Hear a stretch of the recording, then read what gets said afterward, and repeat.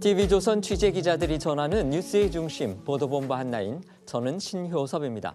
오늘의 핫 키워드부터 알아보겠습니다. 첫 번째 키워드는 이선균 사망입니다. 마약 투약 혐의를 받아온 배우 이선균 씨가 오늘 오전 차 안에서 의식이 없는 채 발견돼 병원으로 옮겨졌지만 결국 사망했습니다. 경찰과 소방당국은 오늘 오전 이 씨가 메모를 남기고 집을 나섰다는 112 신고를 받고 수색 끝에 서울 종로구 와룡공원에서 이 씨를 찾아낸 걸로 알려졌습니다. 두 번째 키워드, 나부터 안 나간다입니다. 한동훈 국민의힘 비상대책위원장이 어제 취임사를 통해 내년 총선에서 지역구와 비례 모두에 출마하지 않겠다고 전격 선언했습니다. 한 위원장은 불체포 특권 포기 서약을 공천 조건으로 내거는 한편 운동권 특권 정치 청산을 내걸며 야당을 겨냥했습니다. 다음 키워드는 너나 잘하세요입니다. 한동훈 위원장의 취임사에서 이재명 민주당을 강하게 비판하자 민주당에서는 너나 잘하세요라는 조롱 섞인 반응이 나왔습니다. 민주당은 한 위원장은 윤석열 대통령의 대리인이자 김건희 여사 호의 무사일 뿐이라고 폄하하기도 했습니다. 다음 키워드는 벌판에선 이준석입니다. 이준석 전 국민의힘 대표가 잠시 뒤 본인의 지역구인 서울 노원구의 한 갈비집에서 기자회견을 열고 탈당과 신당 창당 관련 입장을 밝힙니다. 앞서 김용태 전 최고위원이 당 잔류를 정식 선언한 데 이어 허은하 의원 등 다른 측근들 역시 이번 탈당엔 합류하지 않을 걸로 알려졌습니다. 기준 없는 검증, 민주당 총선 예비후보 자격심사 결과를 두고 잡음이 끊이지 않고 있습니다. 지난 총선 공천에 불복하고 탈당해 무소속 출마까지 강행했던 문희상 전 국회의장 아들 문석균 씨가 적격 판정을 받자 경선 불복을 이유로 부적격 판정을 받았던 비명계 김윤식 전 시흥시장은 기준 없는 검증이라며 반발했습니다. 유감 표시하라. 법원이 수십억 원대 가상자산 보유로 논란을 빚은 김남국 무소속 의원에게 유감의 뜻을 표하고 재발 방지 노력을 하라고 강제 조정했습니다. 법원은 한 시민단체가 김 의원을 상대로 제기한 1,000만 원 손해배상 소송에서 이렇게 결정했는데요. 시민단체는 김 의원이 대국민 사과를 하면 이의 신청하지 않겠다고 했습니다. 마약 투약 혐의로 경찰 조사를 받고 있던 배우 이선균 씨가 숨졌습니다. 불과 나흘 전에 이뤄진 마지막 경찰 소환 조사에서도 이 씨는 억울하다 이렇게 주장한 걸로 알려졌습니다. 사회부 연결해서 자세한 상황 들어보겠습니다. 안윤경 기자, 사건 내용 전해주시죠. 네, 배우 이선균 씨가 서울 성북구의 한 공원 앞 주차장에서 숨진 채 발견된 건 오늘 오전 10시 반쯤입니다. 경찰이 출동했을 당시 이 씨는 주차된 SUV 차량 안에서 의식을 잃은 채 쓰러져 있었는데요. 유서 같은 메모를 남긴 채 집을 나간 뒤 돌아오지 않자 이날 오전 이 씨의 매니저가 경찰에 신고한 겁니다. 경찰은 휴대폰 위치 추적을 통해 이 씨를 찾아냈습니다. 발견 당시 차량 조수석엔 극단 선택을 시도한 것으로 보이는 물건이 발견됐습니다. 이선균 씨는 평소 알던 유흥업소 실장의 집에서 여러 차례 마약을 투약한 혐의로 지난 10월 경찰 수사망에 올랐습니다. 나흘 전인 23일에도 세 번째로 경찰에 소환돼 19시간 동안 강도 높은 밤샘 조사를 받았는데요. 자신이 마약을 투약했다는 증거는 유흥업소 실장의 진술뿐이라며 억울한 심정을 밝혔습니다. 또 누구 주장에 신빙성이 있는지 거짓말 탐지기 조사를 요구하기도 했습니다. 이 씨에 대한 국립과학수사연구원의 마약 정밀 감정에선 음성 반응이 나왔습니다. 이 씨가 숨지면서 이 씨를 수사하던 인천경찰청은 긴급회의에 들어간 것으로 전해졌는데요. 이 씨는 2020년 미국 아카데미 시상식에서 작품상을 받은 기생충에 출연하며 세계적인 인기를 누렸습니다. 지금까지 사회부에서 전해드렸습니다. 방금 전해드린 속보부터 자세히 전해드리겠습니다. 마약 투약 혐의로 경찰 수사를 받던 배우 이선균 씨가 오늘 오전 숨진 채로 발견돼서 충격 그리고 안타까움을 안겨주고 있습니다. 네, 경찰과 소방당국에 따르면요. 오늘 오전 이선균 씨가 서울 시내 한 공원에 주차된 차량 안에서 의식이 없는 상태로 발견이 됐는데요. 이 차량 안에서 심정지 상태로 발견된 이 씨는 곧바로 병원으로 이송이 됐지만 결국 사망했습니다. 이선균 씨가 발견된 차량 안에선 극단 선택을 추정케 하는 그런 물건이 발견됐다고 합니다. 경찰에 따르면 오늘 오전 10시쯤 측근을 통해 112로 이선균 씨의 실종 신고가 접수됐다고 합니다. 신고를 누가 했는지를 두고 일부 언론은 이 씨의 아내이자 배우인 전혜진 씨로 추정되는 인물이 112로 남편이 메모를 작성해놓고 집을 나섰다며 수색을 요청했다고 보도했습니다. 신고나 발견 경위 등은 경찰의 공식 발표가 나와야 정확히 확인이 될 것 같고요. 경찰은 일단 이선균 씨의 사망은 확인했지만 정확한 사건 경위에 대해선 자세한 조사를 진행할 방침인 것으로 전해졌습니다.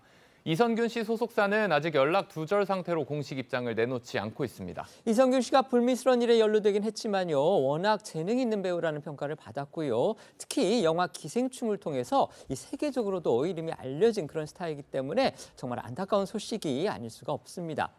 이선균 씨는 마약 투약 혐의가 불거지기 전까지만 해도 영화 그리고 TV를 오가면서 활발하게 작품 활동을 했던 대한민국의 대표적인 남자 배우 중에 한 사람이었습니다. 네, 2001년에 데뷔한 이선균 씨는 오랜 무명을 거친 뒤에 드라마 하얀 거탑으로 대중의 얼굴을 알리기 시작했는데요.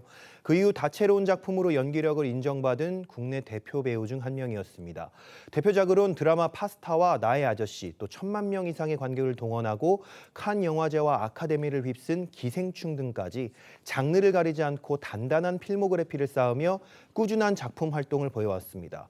여기에 선하고 친근한 이미지와 특유의 중저음 목소리 톤까지 더해지며 국민의 많은 사랑을 받아왔었는데요. 지난 8월 이선균 씨의 인터뷰 영상 잠시 보고 오시죠. 저도 칸 영화제 5월달에 갔다 왔는데 이렇게 저희 일정 시작을 칸에서 시작한다는 것 자체가 너무 영광이었고 기분 좋은 출발이었던 것 같아요. 그래가지고 감독님께서 많은 호평을 들으신 만큼 이 좋은 기운 갖고 여러분들 잘 만났으면 좋겠습니다. 근데 이 영화가 또 약간 장르물이긴 하지만 또 일상이 녹아있는 장르이기 때문에 저희가 호흡을 맞추면 되게 뭔가 시너지가 있지 않을까 생각했습니다. 굉장히 좋았어요, 저는. 네. 하지만 이선균 씨는 지난 10월이었습니다. 마약 투약 혐의가 불거지고 경찰 조사를 받기 시작하면서 여론의 도마에 오르고 그다음에 연예 활동에도 아주 치명타를 맞았습니다. 수사약 2개월 만에 이렇게 극단적인 선택으로 의심되는 죽음을 맞게 된 데에는 그만큼 심리적 부담이 컸기 때문일 것이다. 이렇게 짐작할 수 있습니다. 네, 이선균 씨는요, 마약 투약 혐의로 입건돼 최근까지도 경찰 수사를 받아왔는데요. 지난 10월 강남 유흥업소에서 마약이 유통된다라는 촉보를 입수한 경찰이 이 과정에서 한 유흥업소 실장 진술을 토대로 이선균 씨에 대해 내사를 하던 중에 이 씨를 피의자 신분으로 전환한 뒤 최근까지 모두 3차례 소환 조사를 진행을 했습니다. 이 씨는 경찰 조사에서 일관되게 혐의를 부인해 왔었죠. 지난 23일 19시간 동안의 밤샘 조사를 마친 이선균 씨는요. 지난 1차와 2차 조사 때와는 달리 강한 어조로 좀 억울함을 호소하기도 했었는데요. 앞서 조사 때 모습과 함께 마지막 조사 이후의 모습도 다시 보고 오겠습니다. 이런 불미스러운 일에 연루되어서 많은 분들께 큰 실망감을 드린 점 진심으로 사과드립니다. 죄송합니다. 오늘 조사 성실히 임했고요.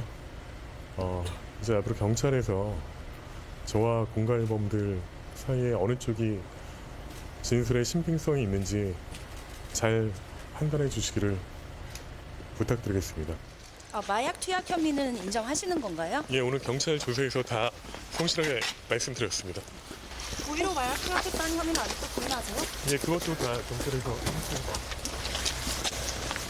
어제 한 보도를 보면요. 이선균 씨가 마지막 경찰 조사에서 이 약물을 흡입한 사실 그건 인정을 했지만 그게 마약인지는 몰랐다 이렇게 주장했다고 하죠. 네, 어제 JTBC 보도였는데요. 이 씨는 최근 경찰 조사에서 자신이 흡입한 약물이 수면제인 줄 알았고 마약인 줄은 몰랐다고 진술을 했다고 합니다. 이 씨와 관련이 있다고 알려진 그 유흥업소의 실장 A 씨, 그의 진술과는 이제 엇갈리는 그런 내용입니다. 그렇습니다. 두 사람의 주장에서 핵심 쟁점은 바로 이선균 씨가 마약 투약을 인지했는지 그 여부입니다. 앞서 유흥업소 실장 A 씨는 경찰 조사에서 투약 날짜 5차례 그리고 장소를 구체적으로 특정한 것으로 전해졌는데요. A 씨는 이선균 씨가 한 마약을 흡입하는 걸 봤다면서 그 마약 얘기를 꺼냈더니 궁금하다고 했고 구해주었더니 투약했다고 진술한 것으로 알려졌습니다. 즉 A 씨는 이선균 씨가 마약인 것을 알고 투약했다고 주장하는 상황입니다. 하지만 이선균 씨는 A 씨가 진술한 5차례의 투약 날짜 가운데 4차례 만남은 인정을 했지만 이 중 1차례만 수면제를 했다고 진술했다고 하는데요. 또 마약 혐의와 관련해 A 씨의 주장과 엇갈리자 이선균 씨는 어제 변호인을 통해 경찰의 거짓말 탐지기 조사를 받겠다고 자원한 것으로도 알려졌습니다. 자신의 마약 투약 혐의와 관련한 증거가 유흥업소 실장 A씨의 진술뿐이라며 누구 주장에 신빙성이 있는지를 거짓말 탐지기 조사로 판단해야 한다는 겁니다. 네, 관련해서 이씨 변호인은요, 어제 연합뉴스를 통해서 A씨 말대로라면 국과수 정밀 감정에서도 양성이 나와야 되는데 이 씨는 음성을 받았다면서 너무 억울한 상황이라서 A씨도 함께 이 거짓말 탐지기 조사를 받아서 누구 진술이 맞는지 과학적으로 검증을 해야 된다라고 입장을 밝혔는데요. 경찰은 이 씨 거짓말 탐지기 조사 요청을 검토한 뒤 실제로 진행할지를 좀 조만간 결정할 방침이었던 걸로 전해졌습니다만 이성균 씨가 억울함을 주장하다 사망함에 따라서 무리한 수사 여부도 좀 도마에 오를 걸로 예상이 됩니다. 사실 저희가 이제 지켜보는 입장에서 이해가 잘 되지 않았던 측면이 분명히 있긴 했습니다. 바로 이성균 씨에 대한 그 마약 검사에서 아주 그 자세하고 그다음에 정밀한 조사에서도 음성이 나왔다는 겁니다. 그런데 경찰이 이렇게 이성균 씨에 대해서 계속 조사를 했고 마지막 조사에서는 19시간의 밤샘 조사까지, 요즘 사실 밤샘 조사 잘 안 하거든요. 이런 밤샘 조사까지 이루어졌다는 걸 보면 과연 이 씨가 그 조사에서 어떤 압박감을 혹시 느꼈는지 이 부분 저희가 궁금해지는 건 또 사실입니다. 이성균 씨는요, 이번 사건이 불거지자 자신이 거액의 협박을 받았다면서 고소를 하게 됐는데요. 그 협박범의 정체가 밝혀지기도 했습니다. 네, 이성균 씨가 이번 마약 투약 논란이 불거졌을 당시에 특정 인물에게 공갈 협박을 당해서 3억여 원을 갈취당했다며 고소도 했었는데요. 어제 JTBC에 따르면 그 협박범의 정체는 유흥업소 실장 A씨의 윗집에 사는 20대 여성 B씨로 드러났습니다. B씨는 유흥업소 여실장 A씨와 친하게 지낸 이웃인데 A씨와 평소 친분을 쌓아왔다고도 합니다. B씨는 A씨에게 익명의 메시지를 보내서 이성균 씨와의 관계부터 마약 투약 사실까지 공개하겠다고 협박했다는 게 이 경찰 조사의 내용이고요. B씨는 이 과정에서 A씨와 이성균 씨를 협박해 3억 5천여만 원을 요구한 혐의를 받고 있습니다. 당초 일각에서는요, 이 협박범 B씨가 유흥업소 실장 A씨하고 짜고서 그런 일을 저지른 거 아니냐, 즉 두 사람이 공모 관계가 아니냐, 이런 추측도 나왔었죠. 네, 하지만 경찰에 따르면 A씨와 B씨가 공모를 해서 이씨를 협박하고 돈을 뜯어낸 정황은 아직 발견되지 않았다고 합니다.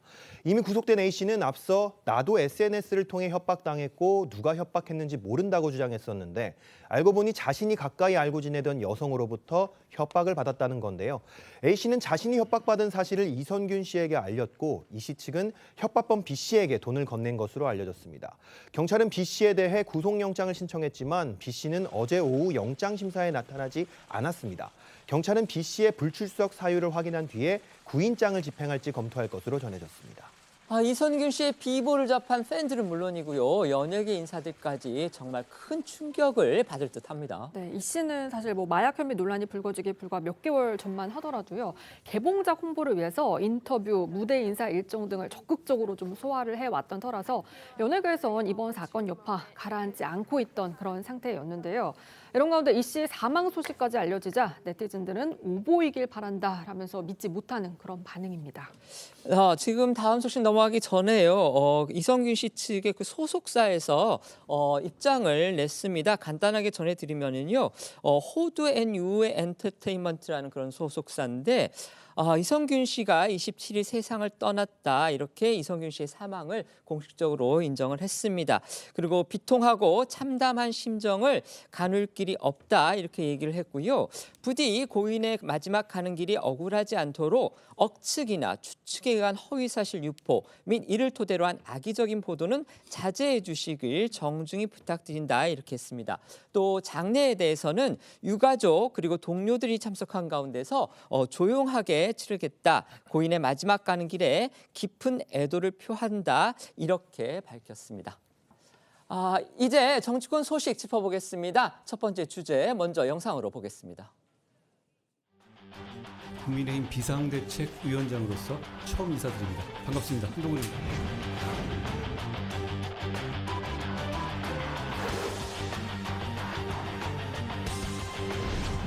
여러분, 동료 시민과 공동체의 미래를 위한 빛나는 승리를 가져다줄 사람과 때를 기다리고 계십니까? 우리 모두가 바로 그 사람들이고 지금이 바로 그때입니다.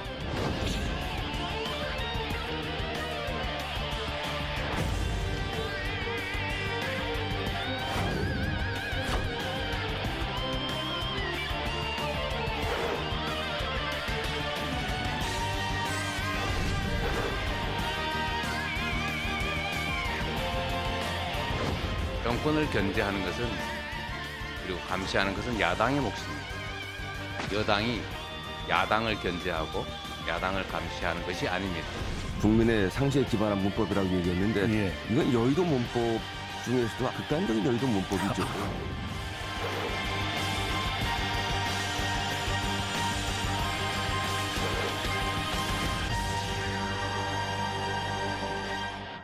어제 국민의힘 비대위원장에 공식 임명된 한동훈 위원장, 오늘부터 국회에 마련된 사무실에 출퇴근도 현실이 됐습니다. 한 위원장 오늘은요 취재진과 출근길의 문답, 이른바 도어 스태핑을 했습니다. 네, 한동훈 비대위원장 오늘 아침에 국회로 출근하면서 기다리고 있던 기자들과 만나서 정치권 현안에 대한 자신의 입장을 밝혔는데요. 무엇보다 관심이 집중됐던 건 총선 불출마 선언 등으로 인상을 남겼던 수락 연설에 대한 한 위원장의 후속 입장이었습니다. 비대위원 인선 작업이나 민주당을 중심으로 제기되고 있는 방심위원장 민원 사주 의혹, 그리고 김건희 특검법 등에 대한 질문도 쏟아졌습니다. 한 위원장은 대부분의 질문에 상당히 구체적으로 입장을 밝혔고요. 특히 민주당을 향해서는 검사를 그렇게 싫어하면서 검사 사칭한 분을 절대 존엄으로 모시는지 오히려 자신이 되묻고 싶다, 이렇게 날을 세웠는데 오늘 국회 출근길에 나온 한동훈 위원장 목소리부터 들어보시죠. 그동안에 저는 일방적으로 민주당에게 질문만 받아왔잖아요. 오늘은 제가 하나 물어보겠습니다. 민주당은 검사를 그렇게 싫어하면서 왜 검사도 아니고 검사 사칭한 분을 절대 존엄으로 모시는 건지 저는 묻고 싶습니다. 비대위원 인선 같은 경우는 어떻게 진행되고 있는지 열심히 하고 있다는 말씀을 드리고요.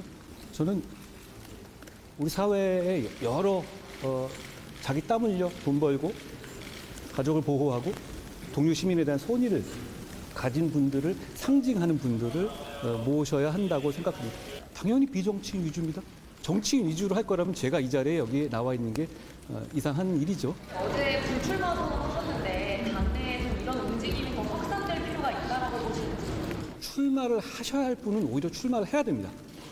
불출마 자체가 어떤 그게 미덕인 것은 아니거든요. 제가 말로만 헌신하겠다, 헌신하자 하면 다들 그냥 말뿐이라고 생각했을 겁니다. 그런 차원에서 제가 미리 말씀드린 겁니다. 많이 하셨죠?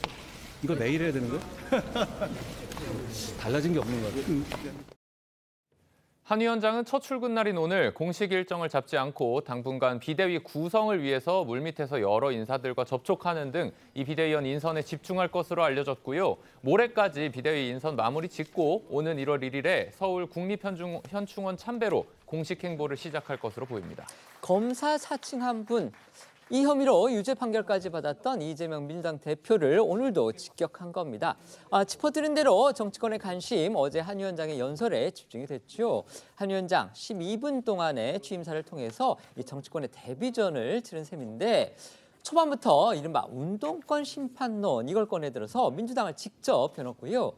나부터 총선에 나가지 않았겠다, 이렇게 선언을 했고, 또 불체포 특권 포기 정당을 만들겠다, 이렇게 얘기를 해서 민주당과의 차별성도 강조를 했습니다. 한 위원장의 수락 연설에서 주목해볼 만한 부분들 지금부터 자세히 짚어보겠습니다. 네, 한동훈 위원장은 어제 여의도 중앙당사에서 취임 기자회견을 하고 이 정치에 입문하게 된 소감부터 밝혔는데요. 한 위원장은 자신은 어릴 때 이 장래희망이 뭐냐, 이 질문이 가장 곤란하고 싫었다면서 뭐가 되고 싶은 건 없었고 대신 하고 싶은 게 참 많았다, 이렇게 입을 열었고요. 좋은 나라 만드는 데 도움이 되는 그런 삶을 살고 싶었다면서 지금까지 그 마음으로 살았고 지금은 더욱더 그 마음이다, 이렇게 정치 입문 소감을 애둘러 밝혔습니다. 한 위원장은 그러면서 곧바로 민주당을 정면으로 겨냥해서 눈길을 끌었는데요. 이 민주당을 꼬박꼬박 이재명 대표의 민주당이라고 지칭을 하면서 운동권 특권 세력 그리고 강성 지지층과 결탁해서 나라를 망치는 걸 막아야 한다, 이렇게 주장을 했습니다. 직접 들어보겠습니다. 수십 년간 386이 486, 586, 686 되도록 썼던 영수증 또 내밀며 대대손손 국민들 위에 군림하고 가르치려 드는 운동권 특권 정치를 청산해야 합니다. 이재명 대표의 민주당이 운동권 특권 세력과 개딸 전체주의 세력과 결탁해서 자기가 살기 위해서 나라 망치는 것 막아야 합니다. 정말 그런 세상에 와서 동료 시민들이 고통받는 거 두고 보실 겁니까? 그건 미래와 동료 시민에 대한 책임감을 저버리는 일입니다. 우리가 반드시 이겨야 할 눈앞에 닥친 명분은 선명합니다. 제가 그렇게 봐서 그런지 모르겠지만요. 한 위원장이 꼬박꼬박 이재명 대표의 민주당, 그러니까 민주당이 아니고 이재명 대표의 민주당이라고 한 걸 보면 저는 혹시 한 위원장이 이제 어쨌든지 간에 여당의 지금 사실상 대표를 맡았기 때문에 자기가 정치적으로 상대해야 될 야당, 그 민주당의 실체하고 그다음에 이재명 대표가 이끄는 민주당하고를 뭔가 좀 분리시켜서 보려는 그렇게 대응하고 싶은 그런 마음을 여기에 투영한 거 아닌가 이런 생각도 좀 들었습니다. 특히 한 위원장이 이 운동권 세력을 꼭 집어서 얘기한 거 이것도 주목이 됐는데 운동권 중심의 민주당하고 국민의힘과의 어떤 차별화를 꾀하고 또 총선을 앞두고서 이 기존에 통했던 선거 프레임을 자신이 한번 바꿔보겠다 이런 전략으로도 해석이 됐습니다. 네, 한동훈 위원장은 저희도 앞서 전해드린 대로 1973년생으로 이 상대적으로 젊은 나이고요. 일명 X세대이기도 합니다. 때문에 일각에서는 한 위원장이 운동권 특권 정치 청산을 강조하면서 운동권 대 X세대 같은 구도로 총선 프레임 전환을 꾀했다는 평가도 나왔습니다. 또 한 위원장은 이재명 대표의 민주당과 차별화도 거듭 강조했는데요. 이 역시 윤석열 대 이재명이라는 현 정부 심판론에서 벗어나서 한동훈 대 이재명이라는 구도를 제시한 것이란 해석도 나왔습니다. 다만 이 한 위원장은 어제 취임 연설 후에 기자들과 만난 자리에서 이재명 대표를 당연히 찾아뵙고 인사드릴 것이라며 만난 가능성도 열어뒀고요. 오늘 출근길에서도 역시 관례에 따라 인사드릴 분들을 만날 것이라고 밝혔습니다. 한동훈 위원장 앞서도 전해드렸듯이 어제 수락 연설에서 자신은 총선에 불출마하겠다 이런 일종의 승부수를 던져서 일종의 충격파를 던졌습니다. 이게 어떻게 보면 총선 승리를 위한 정치적 배수의 진이다 이렇게 또 여겨지기도 했습니다. 맞습니다. 한 위원장은 이번 총선에서 지역구는 물론이고 비례대표로도 출마하지 않겠다며 불출마를 선언했습니다.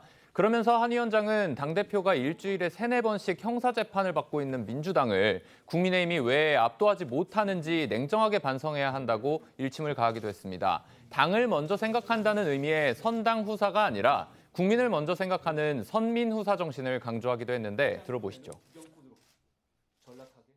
상대가 당대표가 일주일에 3번, 4번씩 중대 범죄로 형사 재판받는 초현실적인 민주당인데도 왜 우리 국민의힘이 압도하지 못하는지 함께 냉정하게 반성합시다. 선당 후사라는 말 많이 하지만 저는 선당 후사는 안 해도 된다고 생각합니다. 대신 선민 후사 해야 합니다. 분명히 다짐합시다. 국민의힘보다도 국민이 우선입니다. 저는 지역구에 출마하지 않겠습니다. 비례로도 출마하지 않겠습니다. 오직 동료 시민과 이 나라의 미래만 생각하면서 승리를 위해서 용기 있게 헌신하겠습니다. 저는 승리를 위해서 뭐든 다 하겠지만 제가 그 승리의 과실을 가져가지는 않겠습니다. 한 위원장 자신이 먼저 그러니까 어떤 자리도 그렇게 자기가 삼하지 않겠다. 그러니까 어떤 자리도 자기가 취하지 않겠다. 이렇게 희생하는 모습을 보이면서 인요한 혁신위가 앞서 주장했던 친윤 그리고 중진들의 희생을 압박했다. 이런 해석 가능할 듯하고요. 또 총선 공천에서 대대적인 물갈이 이걸 예고했다는 분석도 나왔습니다. 네, 그동안 인요한 혁신위를 중심으로 당 지도부와 중진, 친윤계 의원들이 험지 출마나 불출마를 결단해야 한다. 이런 요구가 나왔었는데요. 김기현 전 대표는 당대표를 내려놓는 대신 이 지역구 출마를 사실상 시사한 상황이고요. 사실상 친윤 핵심인 장제원 의원이 불출마를 결단한 게 유일한 화답이다. 이런 지적이 나왔습니다. 때문에 한 위원장이 어제 예상 밖의 이 총선 불출마를 전격 선언을 하면서 이들의 희생론에 다시 불을 붙였다 이런 해석이 나오고 있고요. 현역 의원 상당수를 교체하겠다 이런 뜻으로도 읽혔습니다. 또 일각에서는 한 위원장이 자신의 정치 생명을 걸고 총선에 크게 베팅을 한 거다 이런 해석도 나왔는데요. 총선에 승리한 당대표 타이틀로 대선에 직행하려는 걸로 보이지만 이게 총선에서 패한다면 대선 도전이 아예 물거품이 될 위험도 있다는 겁니다. 한동훈 위원장 어제 수락 연설에서 공천 기준으로 불체포 특권 포기 약속 이것도 제시했습니다. 특권과 특혜를 내려놓는 정치 개혁 이걸 강조함과 동시에 여러 차례 방탄 논란에 휩싸였던 이재명 대표의 민주당하고의 차별화 이것도 누린 것으로 보입니다. 네, 맞습니다. 이 한 위원장은 불체포 특권 포기 서약 없이는 공천을 받을 수 없고 약속을 어기면 출당시키겠다며 강력한 조치를 예고했는데요. 그러면서 한 위원장은 이재명 대표의 민주당과는 달라야 하지 않겠냐며 이 대표를 정면으로 겨냥했습니다. 한번 들어보겠습니다. 공직을 방탄수단으로 생각하지 않는 분들, 특권 의식이 없는 분들만을 국민들께 제시하겠습니다. 우선 우리 당은 국회의원 불체포 특권을 포기하기로 약속하시는 분들만을 공천할 것이고, 그럴 일은 없겠지만 나중에 약속을 어기는 분들은 즉시 출당 등 강력히 조치하겠습니다. 우리는 이재명 대표의 민주당과 달라야 하지 않겠습니까? 또 한 위원장은 연설 후에 기자들과 만난 자리에서 윤석열 대통령과의 관계와 수직적 당정 관계에 대한 질문이 나오자 자신의 입장을 밝혔는데요. 한 위원장은 당정은 각자 상호 협력하라는 동반자 관계라며 대통령은 대통령이 할 일을 하고 당은 당이 할 일을 하면 되는 것이라고 답했습니다. 어제 연설의 뒷이야기들도 보도가 됐습니다. 저희도 앞서 전해드렸던 대로 한 위원장이 직접 연설문 썼고요. 또 여러 차례 수정까지 했다고 합니다. 일부 언론은요, 얼마나 많이 다듬었는지 연설문에 모서리가 너덜거렸다, 이렇게 또 전했습니다. 맞습니다. 한 위원장의 수락 연설 말씀하신 대로 약 12분간 이어졌고 200자 원고지로는 20매 분량에 달했던 것으로 전해졌습니다. 본인이 직접 작성하고 수정했는데 수락 연설 직전까지 고치고 가다듬은 탓에 한 위원장이 품에서 꺼낸 연설문이 적힌 A4 용지 모서리가 너덜거렸다고 합니다. 한 위원장의 연설문에서 자주 사용된 용어들도 좀 짚어보면요. 한 위원장, 국민을 22번 언급하면서 이른바 선민후사 정신 강조했고요. 동료 시민이라는 단어도 10차례나 언급해서 눈길을 끌었습니다. 동료 시민이라는 단어, 우리 정치권에서 뭐 흔히 그렇게 들을 수 있었던 용어는 아니지만 이제 미국에서는 오바마 전 대통령 같은 사람들이 자주 쓰는 그런 용어였다고 합니다. 한동훈 위원장도 평소에 이제 개인적으로 즐겨 사용하는 그런 표현으로 알려졌습니다. 맞습니다. 관련해서 한 위원장은 성숙한 자유민주주의 사회는 시민들 간의 동료 의식으로 완성되는 것이라고 생각한다며 이런 시민들의 동료 의식이 자유민주주의 사회를 완성한다고 설명하기도 했습니다. 네, 한동훈 위원장은요, 어제 수락 연설에선 윈스턴 처칠 전 영국 총리 명연설을 차용해서 눈길을 끌기도 했습니다. 한 위원장 앞서 이제 사실상 비대위원장 수락 의사를 밝히면서는요, 이제 기자 간담회를 그때 가졌었죠. 중국 대문호 루신의 소설 구절을 인용을 했었습니다. 그런데 어제는 이 처칠의 연설을 인용을 한 건데요. 처칠 전 총리 윤석열 대통령이 평소에 이제 존경하는 인물로 꼽기도 했습니다. 맞습니다. 한 위원장은요, 2차 세계대전 당시 이 처칠 전 총리가 덩케르크 철수 작전에 성공한 뒤 국민들의 항전 의지를 다지기 위해 뭐 대양에서도 싸우고 해안에서도 싸우고 들에서도 싸우고 산에서도 싸울 거다, 이렇게 말한 부분을 인용을 했고요. 공포는 반응이고 용기는 결심이라는 처칠 말을 빌려 이재명 민주당의 폭주를 막지 못할 수 있다라는 현실은 공포를 느낄 만하다, 뭐 그러니 용기를 내야 한다, 이렇게 강조를 하기도 했습니다. 처칠 전 총리 연설을 인용한 한 위원장 목소리 들어보시고요. 처칠 전 총리의 연설도 들어보겠습니다. 호남에서, 영남에서, 충청에서, 강원에서, 제주에서, 경기에서, 서울에서 싸울 겁니다. 그리고 용기와 헌신으로 반드시 이길 겁니다. We shall fight on the beaches. We shall fight on the landing grounds. We shall fight in the fields and in the streets. We shall fight in the hills. We shall never surrender. 한 위원장 앞서도 짚어드렸던 대로요. 1973년생, 우리가 흔히 이제 70년대 이후에 태어난 인물들을 이른바 X세대라고 불렀죠. 어제 연설의 마지막 대목에요. 이 X세대가 대중문화의 아이콘처럼 여긴 그런 가수가 있습니다. 바로 서태지와 아이들인데요. 이 그룹의 노래 가사를 인용한 것으로 또 확인이 돼서 화제가 됐습니다. 네, 한 위원장은 서태지와 아이들의 노래 환상 속의 그대 가사를 토대로 수락 연설문의 마지막 대목을 완성한 것으로 알려졌는데요. 이 역시 한 위원장이 민주당의 운동권 그룹과 대비를 꾀한 것으로 풀이가 되고요. 한 위원장은 실제로 서울대 법대 재학 시절에 서태지와 아이들 노래를 즐겨 들었던 것으로도 전해졌습니다.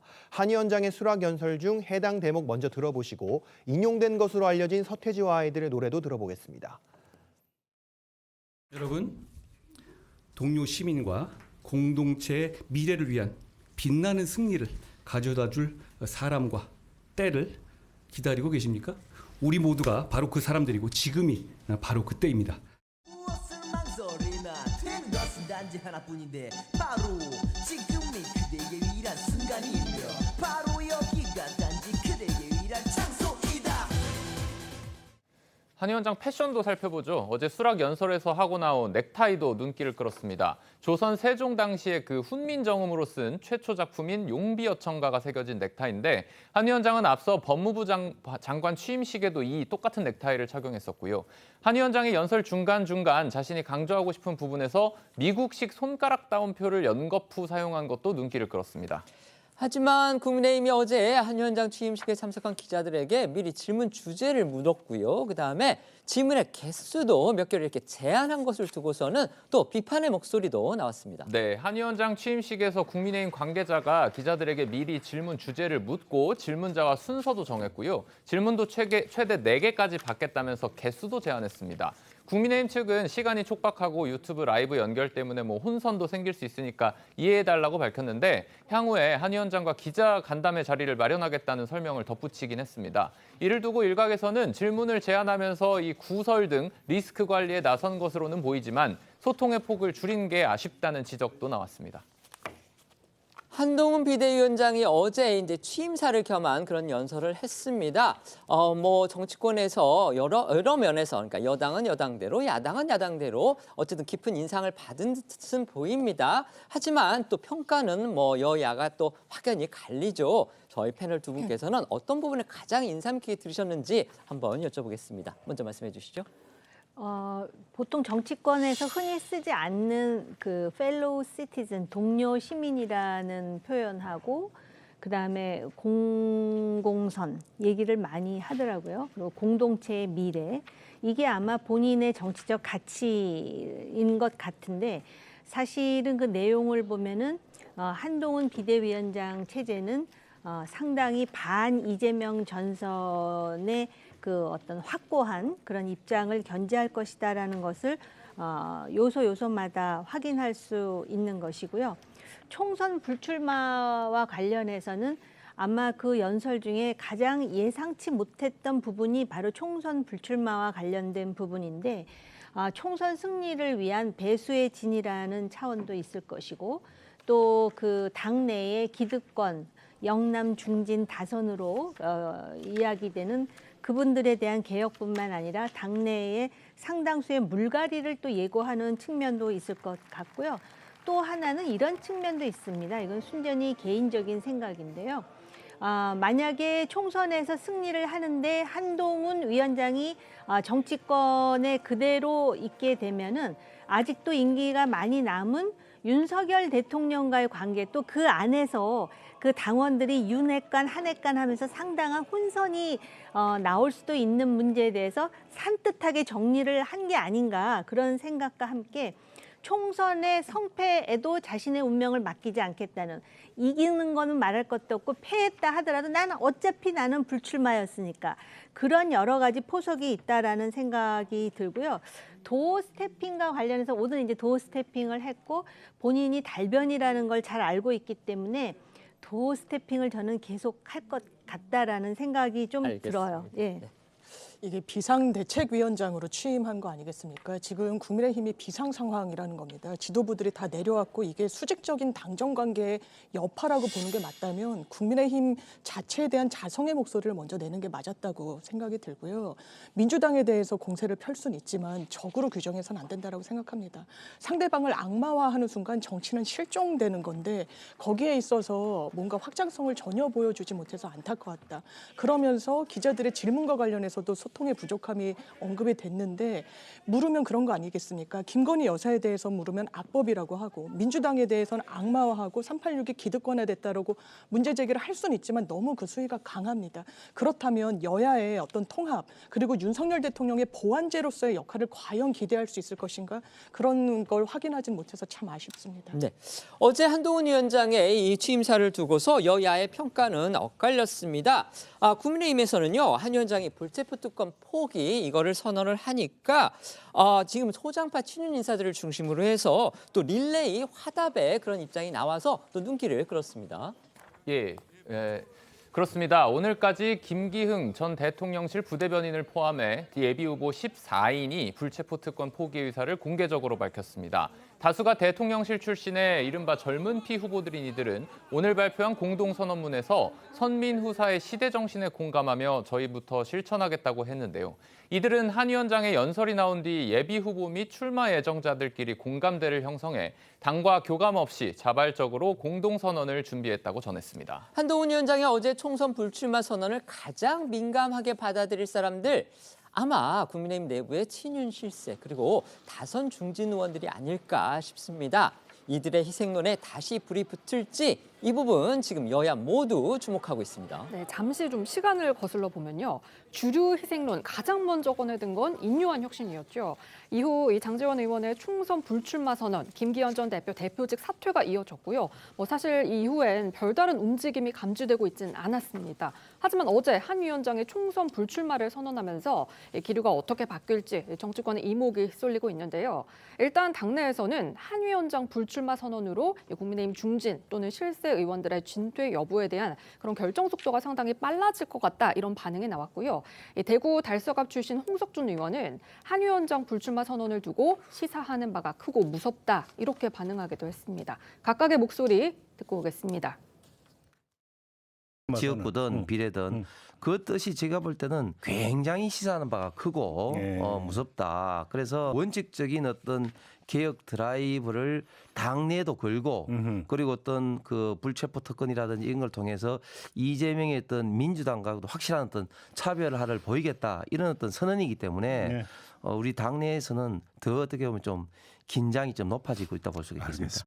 한동훈 비대위원장의 거취가 그 전에 어디 뭐 종로구 출마다 또 뭐 비례대표다 뭐 이런 이제 호사가들의 그런 그 평가가 예측이 있었지 않습니까? 그런데 어제 본인 스스로 불출마를 공표하면서 불확실성을 제거해 준 것은 저는 상당히 높게 평가를 하고 있습니다. 내부적으로 공천과 관련한 또 출마와 관련한 당의 절차 또 본인 스스로의 어떤 진퇴 여부 이런 것에 대한 결정의 속도가 상당히 빨라지지 않을까.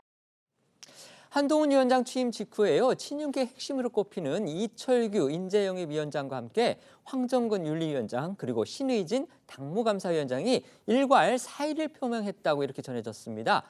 이른바 인적 쇄신 쪽으로 가닥이 잡히는 거 아니냐 관측 나올 만합니다. 네, 맞습니다. 이 친윤 핵심 중에 한 명으로 꼽히는 이철규 위원장과 함께 황정근, 신의지 위원장은 어제 오후 한 위원장 취임에 맞춰서 당직을 내려놓는 게 적절하다는 생각에 뜻을 모아 일괄 사표를 낸 것으로 전해졌습니다. 이 위원장은 비대위원장에게 길을 열어주고자 한다며 사의를 표명한 것으로 전해졌고요.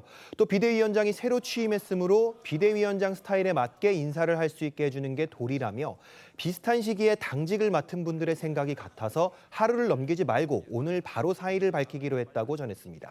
야당 반응도 살펴보겠습니다. 민주당에서는요. 한 위원장의 연설 두고서 말 그대로 아주 격앙된 반응들이 쏟아졌습니다. 예, 앞서도 듣고 오셨듯이 한 위원장은 연설에서 이재명의 민주당을 여러 차례 강도 높게 비판했는데요. 이를 두고 민주당의 박용진 의원은 우리는 스스로 변화하고 혁신할 것이고 취임하자마자 남의 당 걱정해 주시는 건 고마운데 지금 한동훈 비대위원장이 되새겨야 할 말은 영화 대사 한 대목처럼 너나 잘하세요다. 취임사에서부터 남 헐뜯기라니 앞날이 걱정이다라고 말을 했습니다. 또 강선우 대변인도 논평에서 한동훈 위원장의 야당에 대한 비난으로 점철된 취임 첫 일성을 살펴보면 윤 대통령과 다른 것이 없다. 한 위원장은 김건희 여사를 지키기 위한 호위 무사일 뿐이다라고 했고요. 오늘 이재명 대표도 정권을 견제하고 감시하는 건 야당의 몫이다. 여당이 야당을 견제하고 감시하는 게 아니다라며 훈수를 두기도 했습니다. 듣고 오시죠. 국민의힘이 집권당입니다. 국정에 책임을 진 것은 야당이 아니라 여당입니다. 우리 국민들께서는 정쟁에만 몰두해온 여당에게 국정 운영에 책임을 다하는 모습을 기대하고 있다는 말씀을 드립니다. 정권을 견제하는 것은 그리고 감시하는 것은 야당의 몫입니다. 여당이 야당을 견제하고 야당을 감시하는 것이 아닙니다. 여당이 집권당이라는 사실을 잊지 마시기 바랍니다. 한 위원장은 결국 윤석열 대통령의 공천지령을 전달할 대리인이고 김건희 여사를 지키기 위한 호위무사일 뿐입니다. 어떻게 취임 첫 일성으로 그간의 국정운영 실패, 무능과 무책임에 대한 반성 한마디 없이 제1야당 대표에 대해 모독과 독설부터 뱉습니까? 윤석열 아바타 한동훈 비대위원장이 자신이 쓰고자 한 왕관의 무게를 김건희 특검법 수용으로 견뎌내길 바랍니다. 민주당 비명계에서는 이제 조금 결이 다른 그런 의견도 나왔습니다. 한 위원장 연설을 걸어서 이재명 지도부의 사퇴, 이걸 또 압박하고 나서게 됐습니다. 네, 대표적인 비명계로 꼽히는 이원욱 의원, 조홍천 의원의 주장인데요. 먼저 이원욱 의원은 한 위원장의 총선 불출마가 이재명 대표한테 던지는 메시지 같다. 이 대표가 어떻게 느낄지 궁금하다. 영향을 받으면 좋겠다라고 했고요.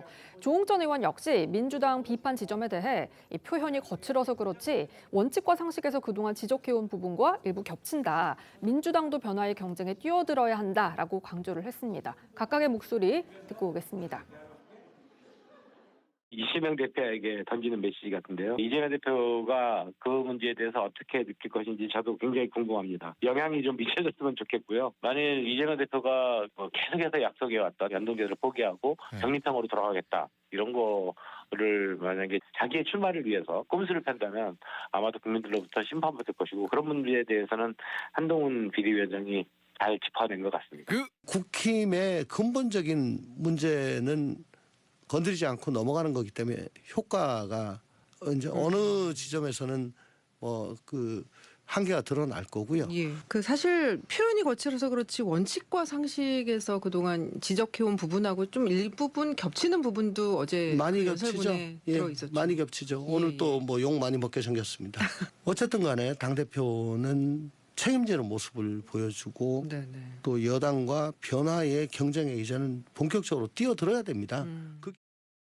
친명계의 좌장이라고 흔히 불리는 분 있죠. 바로 정성호 의원인데 이 정의원의 반응도 주목이 됐습니다. 내용 소개해 주시죠.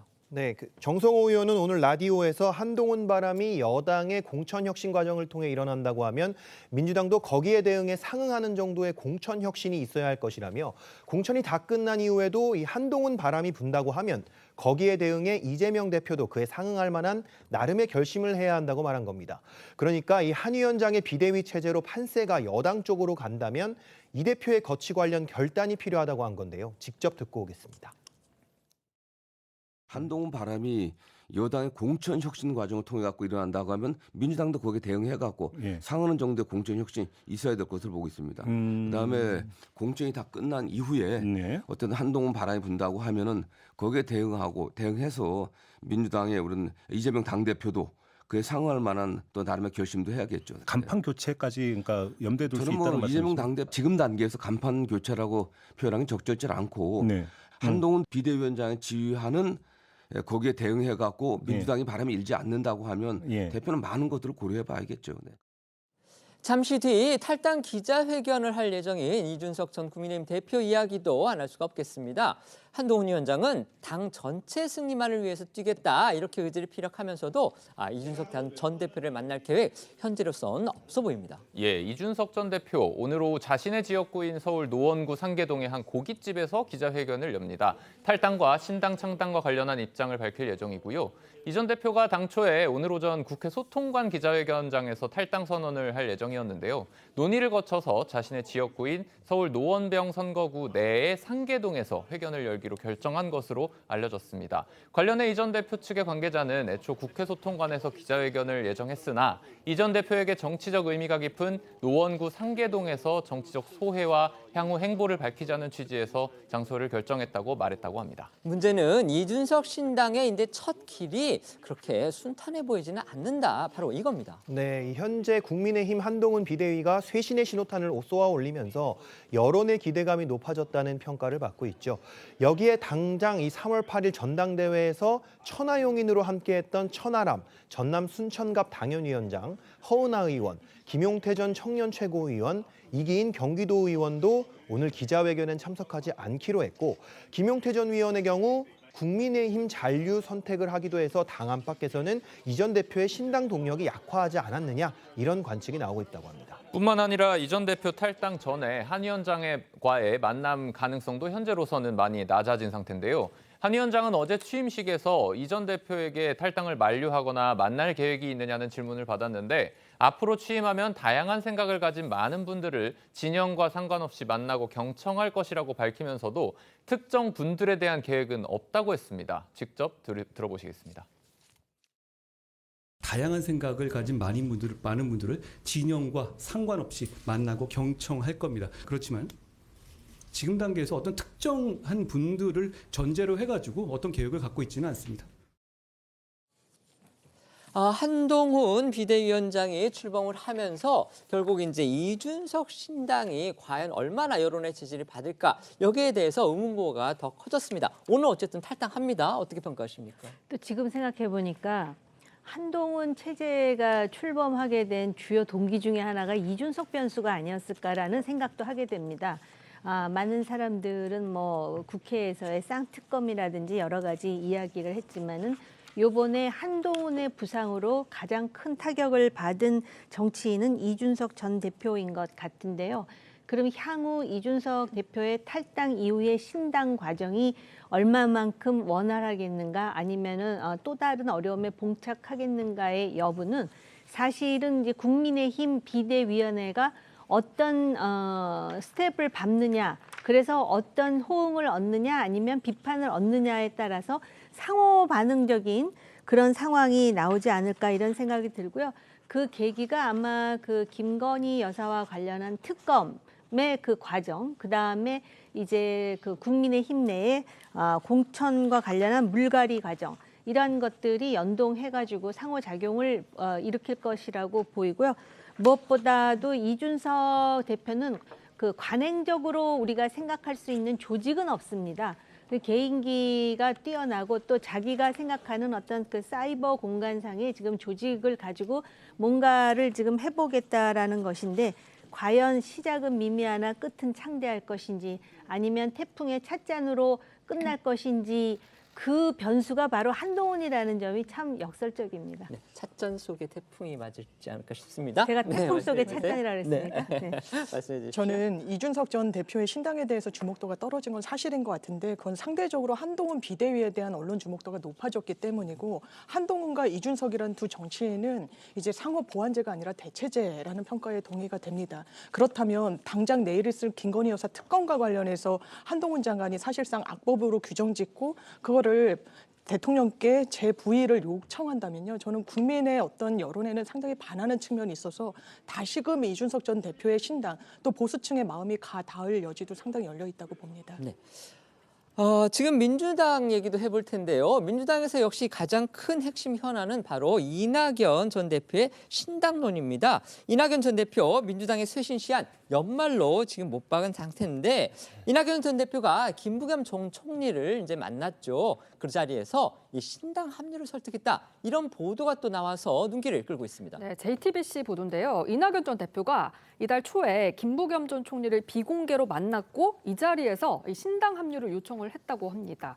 또 이낙연 전 대표는 김 전 총리한테 대권과 당권을 다 내려놓겠다 이런 뜻도 전한 걸로 알려졌는데요. 일각에서는 그간 이 전 대표가 이 신당 창당은 분열이 아니라 민주 세력의 확장이다라고 주장을 해왔던 그런 이 전 대표가 대권 불출마를 명분으로 김 전 총리 설득에 나선 거 아니냐 이런 분석이 나오기도 했습니다. 자, 이게 맞다면 김부겸 전 총리는 또 과연 어떤 반응을 보였을지 이거 궁금해집니다. 예, 해당 보도에 따르면 김 전 총리는 이 전 대표 제안을 받고 곧바로 확답을 하진 않았다고 하고요. 이재명 체제에 대한 당 안팎의 우려에 대해서만 공감대를 나타낸 것으로 전해졌습니다. 김 전 총리가 신당 합류 관련 확답을 피한 뒤에 최근까지 이재명 대표와 정세균 전 총리를 만나며 당 통합을 위한 메시지를 내왔던 점을 생각하면 실제로 신당 합류 가능성은 크지 않을 거란 분석도 나오는데요. 관련해서 김부겸 전 총리가 직접적인 입장을 내진 않고 있지만 김 전 총리 측근으로 꼽히는 정국교 전 의원이 오늘 SNS를 통해 이 전 대표와의 연대 가능성에 선을 그은 상태입니다. 정국교 전 의원은 매우 모욕적이고 불쾌한 추측이라면서 김 전 총리가 민주당의 당직을 맡거나 이낙연 전 총리 행보에 연대할 관심도 의사도 전혀 없는 것으로 알고 있다고 전했습니다. 결국 이재명 대표가 이제 어떻게 대응하느냐, 어떻게 화합을 위해서 행보를 하느냐 이게 관건이 될 텐데 만에 하나 이 대표가 이 새 총리의 어떤 의견에 뭔가 좀 반응하는 그런 상황이 벌어지지 않는다면 어떤 방식으로든 새 총리가 연대하지 않겠느냐 이런 관측도 나오고 있는 게 현실입니다. 네, 이 그동안 3명의 전 총리는 각각 1대1로 만나오기는 했지만 한 자리에 모인 적이 없어서 구체적인 연대 움직임은 힘을 받지 못한 상태였습니다. 때문에 3총리 회동이 성사될 경우 연대설이 급물살을 탈 거란 전망이 나오는데요.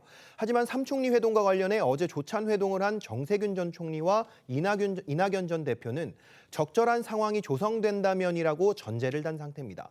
적절한 상황이 무엇인지 구체적인 언급은 없었지만 정치권에서는 결국 이재명 대표 사퇴가 아니겠냐는 해석이 나오는데요. 관련해서 어제 이낙연 전 대표 발언 듣고 오시죠. 네, 의미가 있어야 되겠지요. 적절한 상황이 조성되지 않는다면 모임도 어려워질 거라는 뜻도 되고요. 네, 뭐가 적절한 것이냐, 의미 있는 자리가 돼야 한다는 뜻이겠죠. 네. 어떤 좀 의미가 있어야 되는 걸까요? 제가 이제까지 해왔던 말을 토대로 유추해 보시면 답이 나올 겁니다. 네.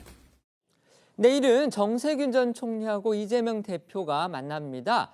이 자리에서 두 사람이 어떻게 의견을 모으느냐 이게 민주당 통합의 분수령이 될 수도 있다 이런 관측도 나오고 있습니다. 네, 내일 있을 이재명 대표와 정세균 전 총리 회동에서 그동안 이낙연 전 대표와 최근 2번의 만남을 갖고 또 김부겸 전 총리와도 회동했던 이 정세균 전 총리가 이 두 사람과 나눈 당에 대한 우려 또 의견들을 수렴해서 이재명 대표에게 전달을 할 걸로 보이거든요.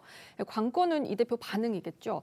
이 대표는 지난 20일 김 전 총리와의 만남에서도 특별한 반응은 하지 않고 주로 이야기를 들은 걸로 알려졌고요. 회동 후에도 별도 조치나 언급은 없었습니다. 회동 당시 발언 듣고 오겠습니다. 제가 오늘 이 대표님을 뵙는다 그러니까 여기저기서 주문이 많이 들어왔어요. 민주당이 범민주, 범진보 세력 전체를 아울러서 함께 통합하고 쇄신을 이끌어 나갈 수 있도록 그런 이야기들을 가감없이 전달하겠습니다. 많은 경험을 가지고 계시고 특히 국정과 정치에서 큰 성과도 내시고 높은 경륜을 가지고 계신 김부겸 전 총리님 말씀을 많이 들어보겠습니다. 우리가 함께 힘을 모아서 같이 가야 되지 않겠냐 그런 생각을 합니다.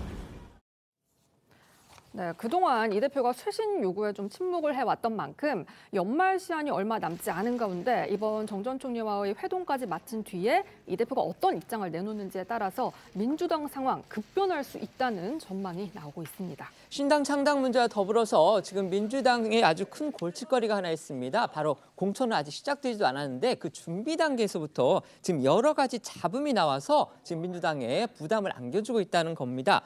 어제 불거진 소식 중에 하나입니다. 바로 문희상 전 국회의원의 아들이죠. 문석균 씨가 예비후보 적격자 명단에 포함이 됐는데 이걸 두고서 지금 주류하고 비주류 사이에 또 논란이 한창입니다. 네, 문석균 씨는요. 지난 총선 때 부친 문 전 의장, 문희상 전 의장의 지역구를 물려받으려다가 이 당이 오영환 후보를 전략 공천하자 탈당을 했고요. 무소속으로 출마해서 낙선을 했습니다. 그런데 이번에 민주당이 발표한 총선 예비후보 적격자 7차 명단에 이름이 오른 거죠. 문석균 씨의 이 탈당은 당 내에서도 좀 비판이 일었던 그런 사안인데요. 당시 민주당 청년위원장이었던 장경태 최고위원은 오영환 후보에게 힘을 실어주면서 문석균 씨의 불출마를 공개적으로 촉구를 하기도 했었습니다. 장경태 최고위원과 문석균 씨의 지난 발언 이어서 들어보겠습니다. 당의 결정으로 공천된 오영환 후보에게 조리돌림에 가까운 정치적 폭력을 자행하고 있습니다. 정치적 마타도와 조직을 동원한 왕따로 갑질을 행사하고 있는 곳은 무소속 출마를 강행하려는 문석균 후보 측입니다. 정말 민주당을 뜨겁게 사랑합니다. 그리고 민주당 없이 제 인생을 설명하기가 더 힘들 정도로 정말 사랑합니다. 근데 민주당이 제가 아니라고 합니다. 저는 당선이 된다면 민주당으로 다시 갈 수 있는 방법을 모색하고 찾겠습니다. 저희도 소개해드렸는데요. 앞서 이 비명계로 분류되는 김윤식 전 시흥시장 같은 경우는요. 역시 경선에 불복했다 이런 사유로 해서 부적격 판정을 받았었죠. 네, 김윤식 전 시장은 친명계인 조정식 사무총장 지역구인 경기 시흥 출마를 준비해 왔었는데요. 민주당 공직선거 후보자 검증위원회는 지난 총선에서 김 전 시장이 조정식 사무총장의 단수 공천에 반발해 법원에 효력정지 가처분 신청을 냈던 것을 문제 삼아서 경선 불복이라며 최근 부적격 판정을 내린 바 있습니다. 문석균 씨와 김윤식 전 시장 모두 경선 불복 이력이 있는데 민주당 검증위의 판단이 엇갈린 거죠. 이를 두고 형평성 논란이 불거지고 있는 겁니다. 이에 이 민주당 검증위는 당의 가처분과 손해배상 소송까지 제기한 김 전 시장과 이미 지난 대선 과정에서 대사면을 받아서 면책이 된 문석균 씨의 경우는 다르다는 입장인데 사면 복당한 만큼 과거 이력이 면책돼 후보 검증 심사에서 문제될 게 없다는 겁니다. 김윤식 전 시흥시장 이런 민주당 당 결정에 대해서 아주 강하게 반발하고 나섰습니다. 그렇습니다. 이 김윤식 전 시흥시장은 아무런 기준 없는 검증이라며 강력하게 반발하고 있는데요.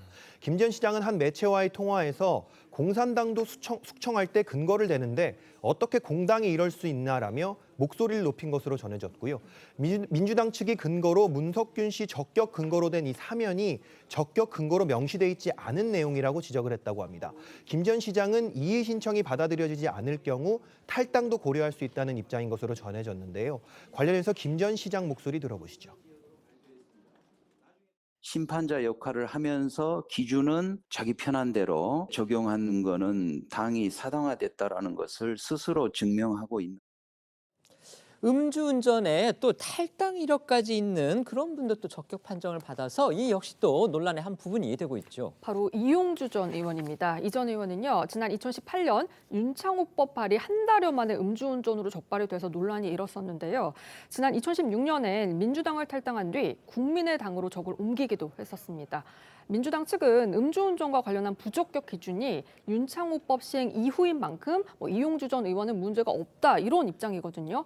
탈당의 경우 당원 당규에 따라서 경선 불복 경력자 그리고 탈당해서 무소속 또는 타당 후보로 출마한 경력자에 대해 심상 결과의 10%를 감산하고 있다라고 설명을 했습니다. 또 민주당이 발표한 적격 인사 리스트를 보면 천공 대통령 관저 결정 개입설 이걸 퍼뜨린 부승찬 전 국방부 대변인도 포함돼 있었습니다. 부 전 대변인은 천공이 대통령 관저 결정에 개입하려고 후보지 중 하나인 육군참모총장 공관을 방문했다고 주장했지만 경찰 수사 결과 사실무근인 것으로 밝혀진 바가 있었습니다. 여기에 민주당 전당대회 돈봉투 수수 의혹을 받고 있는 의원들도 잇따라서 적격 판정을 받아서 당내에서 논란이 불거진 상태입니다. 공천 자격 심사 같은 경우야말로 진짜 민주당이 이제 정당 차원에서 내부적으로 자율적으로 결정하는 그런 사안입니다. 그런데 이게 지금 문제가 되고 있는 거는 이제 객관적인 기준이 있을 텐데 그 제시한 기준에 대해서 누구는 되고 누구는 안 되고 이런 식으로 지금 결과가 엇갈리니까 이게 지금 언론에서도 문제를 삼고 있는 겁니다. 네. 자, 이제 대표적인 예가 지금 문석균 씨 사례가 돼버렸는데 예. 어떻게 된 겁니까? 사실 그런 부분이 있습니다. 민주당에는 이번 총선과 관련해서 특별당규를 통해서 적격, 부적격은 정말 첫 번째 허들인 아주 기계적으로 판단을 하는 부분이 있거든요. 근데 민주당의 공천 관리 시스템이나 어떤 검증 단계를 무용화한 과거의 정치인들에 대해서는 이제 부적격 입장을 견제하는 기준이 있지만 다만 국민의당이 출범하고 그랬을 때 상당히 많은 또 탈당이 있었기 때문에 한 차례 이른바 대사면이라고 해서 앞으로 문제 삼지 않겠다라고 포용하고 넘어간 적이 있었습니다. 이제 문석균 씨가 거기에 포함이 되다 보니까 그냥 기계적으로 판단했을 때는 그래 총선에 나갈 수는 있다라고 이제 동그라미 표를 던져준 것인데 사실 이게 이중잣대 아니냐라는 또 논란이 있기 때문에 좀 이런 부분까지 헤아리지 못한 건 아쉽습니다. 네.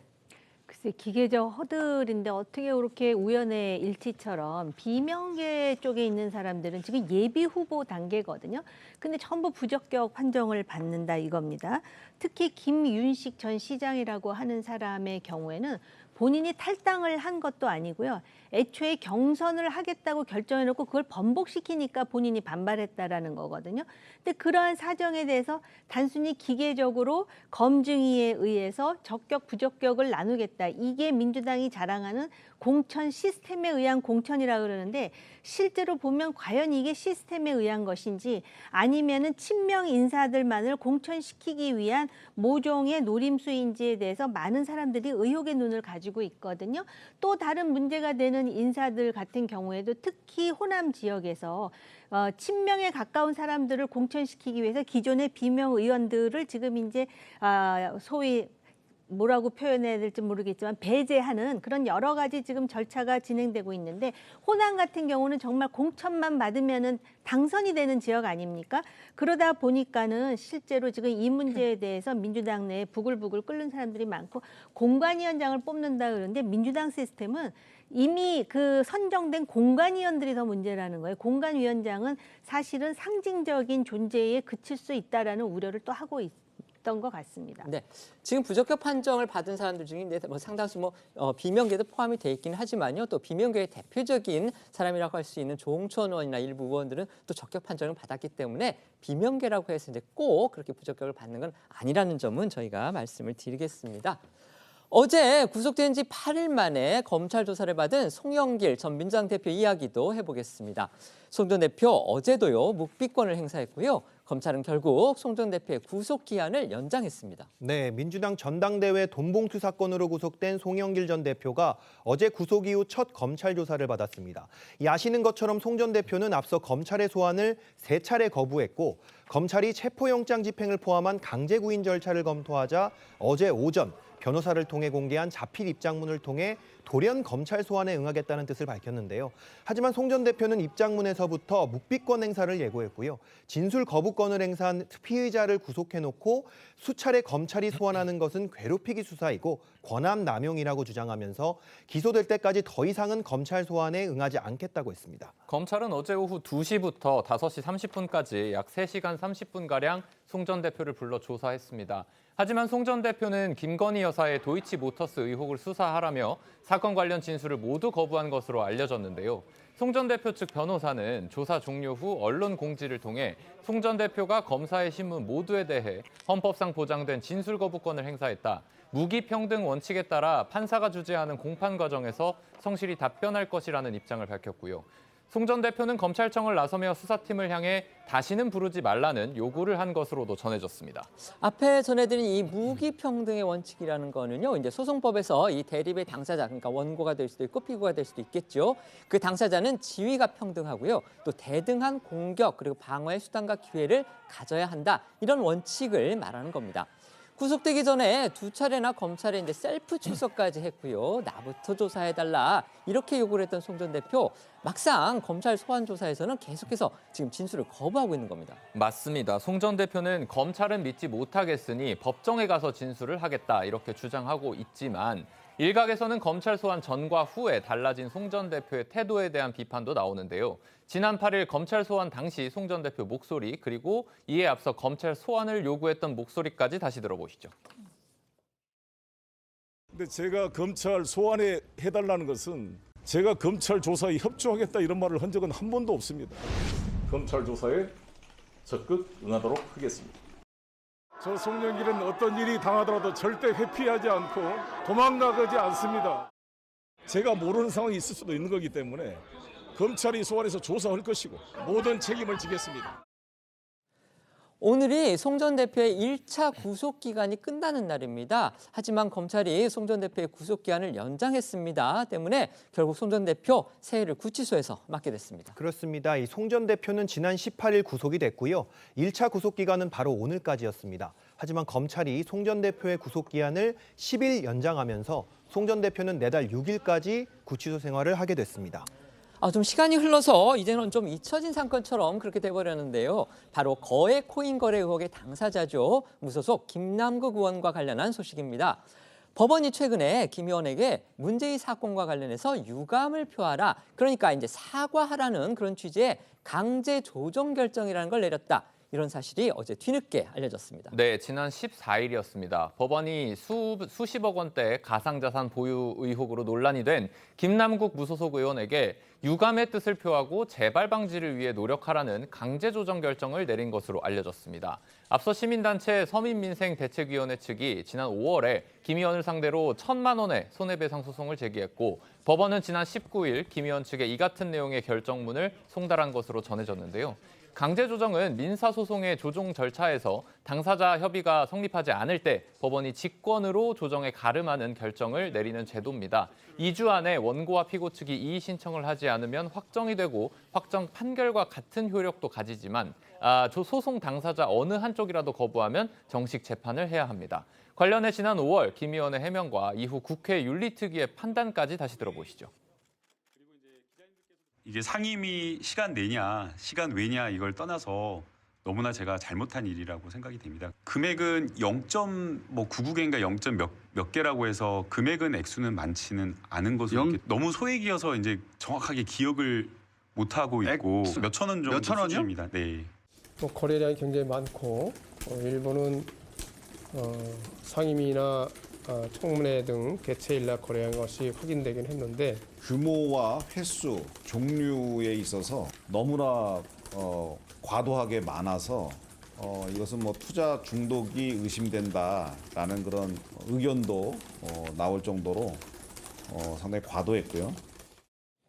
법원이 거액 코인 보유 그리고 거래 의혹의 당사자인 무소속 김남국 의원에 대해서 유감 표명하라 그리고 재발 방지를 위해서 노력하라 이렇게 강제 조정 결정 거의 뭐 판결문과 같은 효력이죠. 그 결정을 내렸습니다. 네. 자 법률가신데 어떤 의미가 있습니까? 이게 통상적인 강제 조정안은 아니고요. 왜냐하면 사과라는 거는 법률적으로 강제할 수 없다고 이제 헌재가 판결을 내린 바도 있거든요. 양심의 문제이기 때문에 그런 맞습니다. 거죠. 네. 그럼에도 불구하고 재판부는 이 코인 투자를 현직 의원이 했다는 걸 좋지 않게 본 겁니다. 다만 원고들 손을 들어주기 어려운 법률적인 한계도 있거든요. 원고 적격부터 그러니까 시민단체가 본인들이 정신적 손해배상을 받아야 된다라고 하지만 김남국 의원이 그 시민단체 사람들에게 고의과실로 이런 직접적인 피해를 주지 그렇죠. 않았다고요. 그렇다면 법원으로서는 그렇기 때문에 소취하를 하되 대신 부적절한 행동을 한 이제 김남국 의원의 어떤 의견 표명은 있어야 되지 않겠느냐라는 안을 제시한 것으로 보면 되는데 아마 김남국 의원이 받지 않을 가능성이 좀 높아 보입니다. 그렇게 생각도 듭니다. 어떻게 생각하십니까? 우선 그 본인 스스로 굉장히 부끄러워해야 되는데 과연 부끄러워할까? 궁금해지는 대목이고요. 사실 이게 얼마나 세상을 시끄럽게 했던 사건입니까? 그런데 저는 그냥 이렇게 해서 유감 표명하고 끝난다는 게 비법 전문가로서 좀 이해가 안 되는 측면도 있습니다. 네. 저희는 1분 뒤에 다시 돌아오겠습니다. 오늘 준비한 소식은 여기까지입니다. 저희는 내일 오후 1시에 더 핫한 소식으로 찾아뵙겠습니다. 시청해 주셔서 고맙습니다.